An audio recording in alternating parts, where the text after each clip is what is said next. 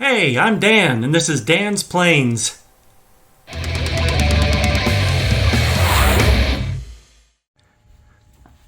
Today I'm here at the EAA Experimental Aircraft Association Chapter 690 with Ken, our club president, and also a helper with the EAA youth group. This is a This is the hangar they use to let kids get their hands on planes and actually tear them down and build them up and learn every nook and cranny. Pretty cool. Once a year we have a time that some other club members from our Stone Mountain Club comes out and we help tutor the kids going through building a really small model airplane from AMA plans. Today, the youth group has built this 1/4 scale J3 from a what kit, Ken? SIG kit. Okay. And we are prepping it to do the paint today. It's raining outside, so it's nice and humid today. Ken's just doing the last touch-up of a little bit of sanding and cleaning off, and then we'll be painting it. I'll put a picture of what it's going to look like in here, and I'll take more video as we go through the steps. You'll have to cut this in. Well, here's more of it not working. So if you remember back on the P40, the Sky Shark I used this to do a Clearcoat, and I couldn't really tell if I was getting it or not getting it. I didn't feel like I was getting an even spread on it. I was having to stop and clean it just every about minute because I thought it was clogging up. But now here I'm shooting a color so I can see much better what it's doing, but it's still not working evenly. It's splotching. It's coming out as a mist.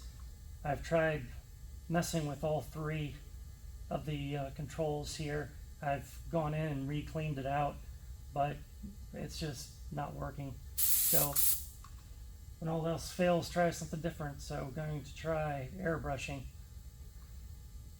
So I'm going to get this all cleaned up and tore apart, and then we'll be back with airbrushing.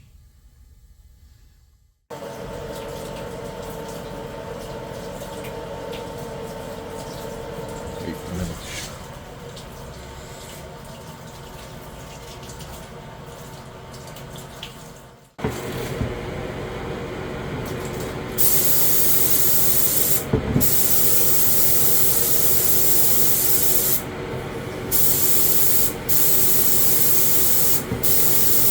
I'm getting nothing from that.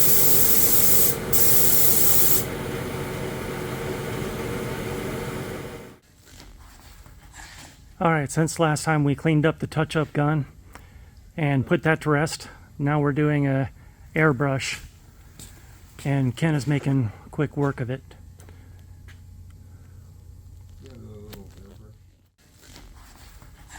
Alright, since last time we cleaned up the touch-up gun and put that to rest, now we're doing a airbrush, and Ken is making quick work of it.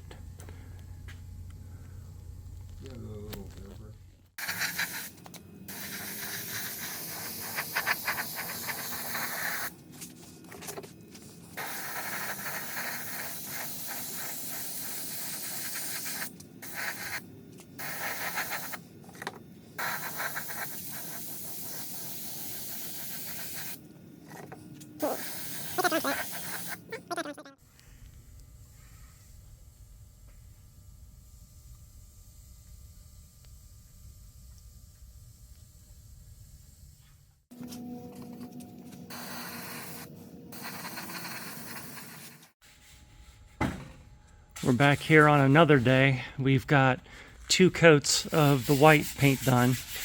Ken's taking care of the sanding on the fuselage. We'll need to sand the wings again. And then we're going to put on coats number 3 and probably 4 on the wings, but may not need that on the fuselage, but we will see. So today's objective is 1 to 2 coats of white paint and hopefully the light blue transition strip that goes along the fuselage. Here we are after coat number 3, and what we did is we went to Harbor Freight and we bought sponge brushes, which I think are, no, they're over here. These sponge brushes, because airbrushing, it just kept soaking in and soaking in and soaking in, and just wasn't getting covered. So that helped quite a bit. Ken, what kind of material is it? Coverall. Coverall. Okay. So it was coverall that we're painting. So now on the fuselage, I referenced the picture of the plane that we're trying to emulate, and that's in the description as a link. So there's a transition of a light blue or blue-gray between the dark blue and the white. So we went ahead and guesstimated where it should go here up on the top, used a piece of paper to fold around the front and traced along there. Then we did a straight line down. Then we used a paint can to come up with a curve here. And then we used this approximately 2-inch board, keeping it along the bottom, and then putting the pencil across the top, and then went down both sides doing that. So it's been a little over an hour since the white paint has been put on the sides, so we're ready to now spray on some color, that light blue-gray. So we will see how this goes. Good thing is you can always redo it if you have to, but it's kind of a pain if you have to do white on top of the blue. That would suck. So I'm going to practice on the box right there first. Get the spray nice and thin, because the spray on the top is thinner than the spray on the sides, and the pencil line is just going to be my center line. Nobody will be able to tell that it's there.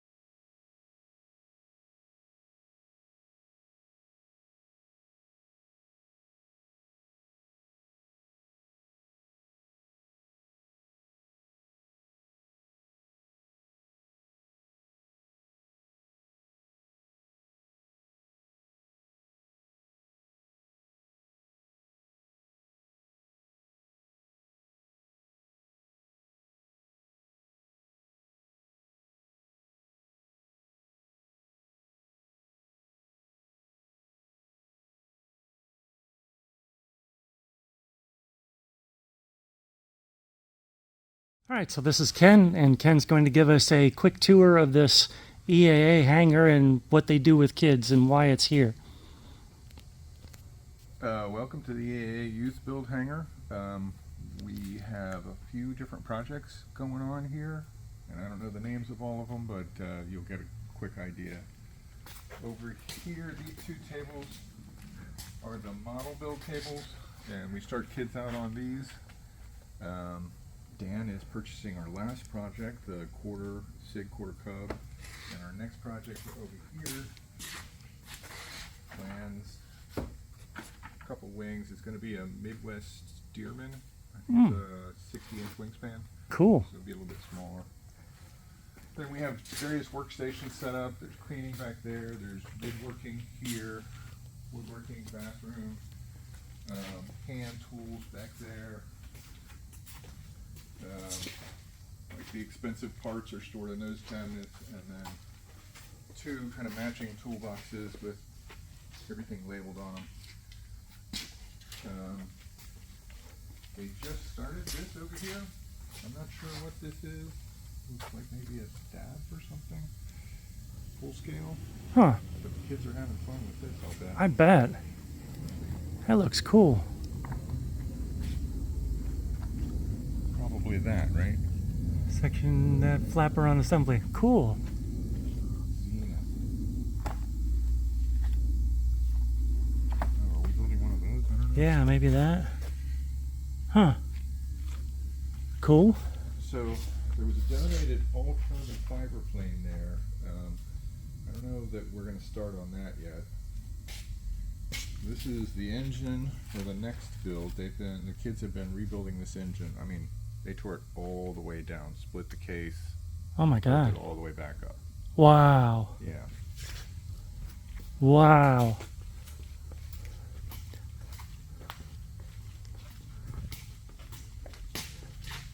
Been over to this side much, but this is one of the projects here. They have welding stations over here, and they've been building a engine test stand, which I don't know where that went to. And then the main one that's almost finished is this Zenith. I think it's a Zenith 610, if I'm not wrong. But this is, they've run up the engine. They're just finalizing some things, getting the avionics installed at this point. Now, the EAA isn't allowed to own a flyable airplane. So when this gets ready to fly, they'll have to find a buyer. Ah, And then hopefully they'll get to see their plane fly away. very cool. How long have they worked on it? Maybe a year and a half. So what we often do is get like that carbon fiber plane over there. Mm-hmm. We'll get a partially built plane like that. You know, in the RC world, those are the most worthless planes as well, right? Because you know, builders don't want them because the fun parts are done, and nobody else can take them because they can't finish them. Right. So because they need, you know, they need to do this in a cost-effective manner, right? They take in a lot of those almost worthless half-finished planes and finish them up, and that's kind of the goal here. Take in some of those half-finished donations, finish them up, sell them off, raise money so they can do bigger and bigger things. That's really for the cool. kids, yeah. So how often do the kids meet? The kids meet on the second, third, and fourth Saturday from 9 to 1 p.m. every weekend. Okay. And for every 10 hours the kids put in, they earn credit towards an hour of flight training to get their pilot's license. Oh, good for them. All They right. get like half of an hour paid for. So it makes it a lot cheaper because to get your private pilot's license is about $10,000 Mm-hmm. to pay for airplane rental and instructor pilot and all that stuff, right? So if they can get it for $5,000 instead of $10,000 by spending some time here. Yeah. And then, you know, a lot of the guys here have their own home builds, and they can get some stick time by just, you know, having friends here that let them log some hours in their planes, Absolutely. right? And so this is all funded by donations? Yeah, basically. Okay. I will definitely put links to the EAA Chapter 690 down in my description. So if folks are, Yeah, and you know. not to leave out the Academy of Model Aeronautics, is the Academy of Model Aeronautics gave us a $500 grant to get going on the model build as well. oh wow, Yeah. very cool. Well, this is just a wonderful way to bring full-scale aviation into modeling into full-scale, get kids involved, hopefully make some future pilots and future mechanics out Mechanics there. and I mean, you know, people who can build things and people who can fly things are in short supply right now, Yeah, right? yeah, and we definitely need more of that, and the AMA is always talking about that too, and why it's so important with STEM and how that all fits together. Right, right. So yeah, well, thanks for the tour, and thanks for all your help on this Cub that we're doing. I can't wait to finish it and get it flown. A few of the kids are pretty excited to see it fly as well because they put a lot of long hours into Oh, yeah. framing it up. No doubt. How long did that build take? Probably. Well, the problem is we started it right about the time COVID hit, Oh, right? yep. And so, even though the chapter came back and started doing these with, you know, whatever precautions we needed to take, because, you know, most of the mentors here are retired guys, so Mhm.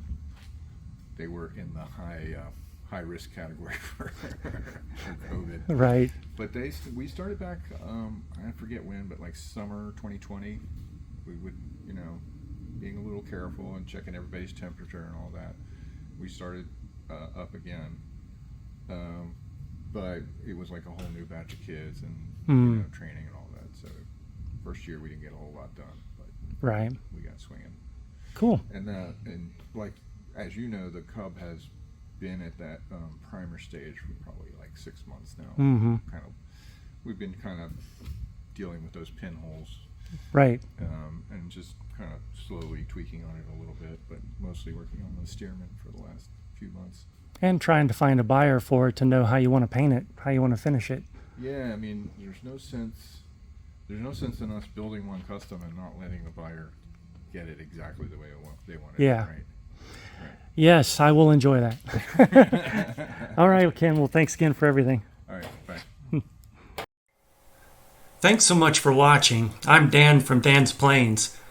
I just want to share some content about RC planes, something I've been passionate about since childhood. I'm hoping I can teach something to someone, I can start some discussion and learn some things from others. So let's just have some fun and learn some things together. If you enjoyed what you watched, it would really help me out if you could like, subscribe, and share. And if you feel that it helped you out in some way, or it might help future viewers, I'd really appreciate it if you'd visit my Patreon page and become a patron. It's like throwing a $1 tip into a guitar case when you pass by. It helps to fund future content and future projects that I'll be working on. I plan to show some past content. I have some other flights and I have some fly-in events that I've been to. And I also plan to show future flights and future repairs, as well as building ARFs, and if I can ever get back to it, building my top flight Spitfire. So there's a lot of content to come, but it's viewers like you that are able to support what I'm doing, and by doing that, I'm able to spend more time creating that content in the future. So I'd really appreciate it. But either way, thanks for watching, and thanks for any support, and I wish you blue skies and good speed.